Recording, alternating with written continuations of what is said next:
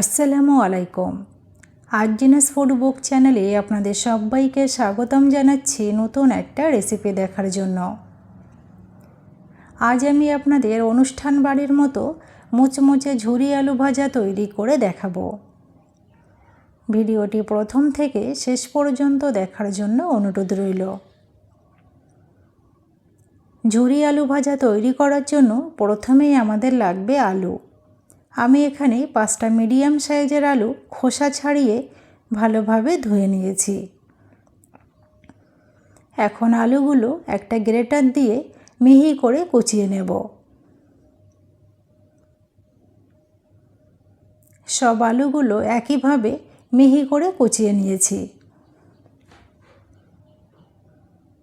তারপর জল দিয়ে 4 থেকে 5 বার আলুগুলো ভালোভাবে ধুয়ে নেব।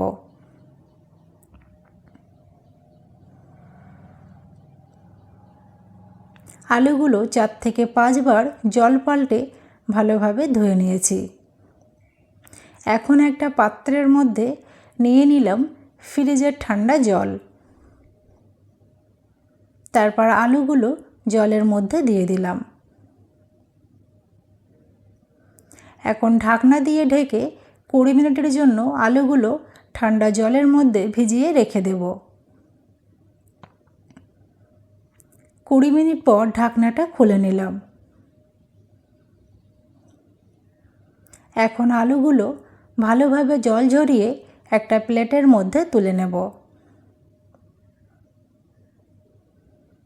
সব আলুগুলো একইভাবে জল ঝরিয়ে একটা প্লেটের মধ্যে তুলে নিলাম।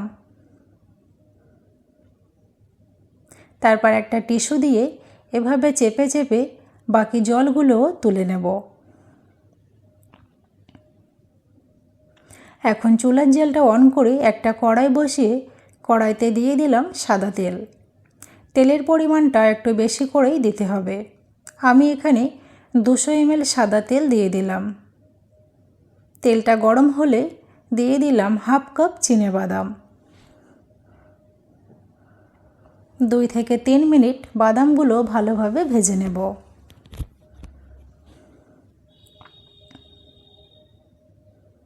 দুই থেকে 3 মিনিট পর দিয়ে দিলাম 4টে শুকনো লঙ্কা আর 1 মুঠো কারি পাতা।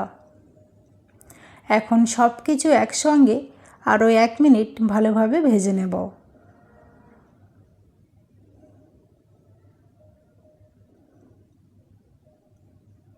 সব কিছু ভালোভাবে ভাজা হয়ে গেছে। এখন আমি একটা প্লেটের মধ্যে তুলে নিলাম।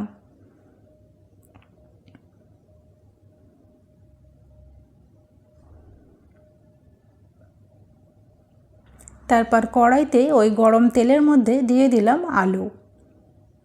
আলুর পরিমাণটা খুব বেশি পরিমাণে দেওয়া যাবে না, অল্প করে আলুটা দিতে হবে। তারপর চুলার জালটা বাড়িয়ে আলুগুলো ভেজে নিতে হবে। আলুগুলো অনবরত নাড়তে হবে। কিছুক্ষণ পর আলুগুলো খুব সুন্দর একটা কালার চলে এসছে। এভাবে উল্টে পাল্টে আলুগুলো ভালো করে ভেজে নিতে হবে। আলুগুলো যখন তেলের উপরে ভেসে উঠবে তখন বুঝতে হবে আলুগুলো ভাজা হয়ে গেছে। এখন আমি চুলার জালটা একটু কমিয়ে আলুগুলো একটা প্লেটের মধ্যে তুলে নেব।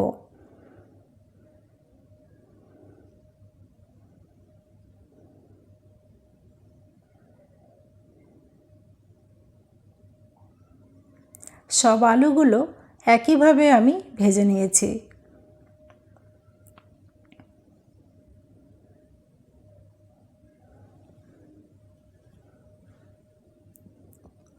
এখন একটা প্লেটের মধ্যে দিয়ে দিলাম কিছু ভাজা আলু। তারপর উপর থেকে একটু লবণ দিয়ে দিলাম। আলু ভাজার সময় আমি কোনো লবণ ব্যবহার করিনি। তারপর ভেজে রাখা বাদাম, লঙ্কা আর কিছু কারি পাতা দিয়ে দিলাম। আর তারপরে বাকি যে আলুগুলো ছিল সেগুলোও দিয়ে আরও অল্প পরিমাণ লবণ দিয়ে দিলাম। আর ওপর দিয়ে ছড়িয়ে দিলাম বাদাম, শুকনো লঙ্কা আর কারি পাতা। তৈরি হয়ে গেল অনুষ্ঠান বাড়ির মতো ঝুরি আলু ভাজা। আমার আজকের এই রেসিপিটা যদি আপনাদের ভালো লেগে থাকে তাহলে অবশ্যই লাইক, কমেন্ট, শেয়ার করবেন এবং আমার চ্যানেলটি সাবস্ক্রাইব করে পাশে থাকবেন। সবাই ভালো থাকবেন, সুস্থ থাকবেন।